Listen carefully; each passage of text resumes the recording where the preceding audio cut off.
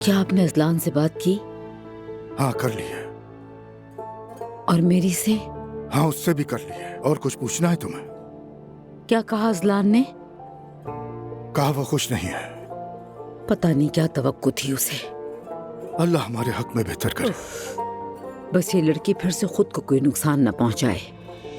मरियम खुदा के वास्ते कभी तो तुम कुछ अच्छा बोल लिया करो।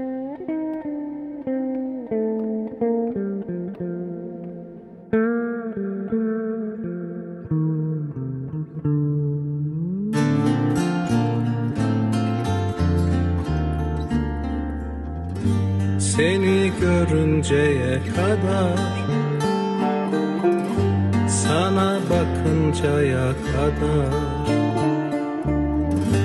seni sevinceye kadar, sana yanıncaya kadar. Gördüm gördüm ve sevemedim.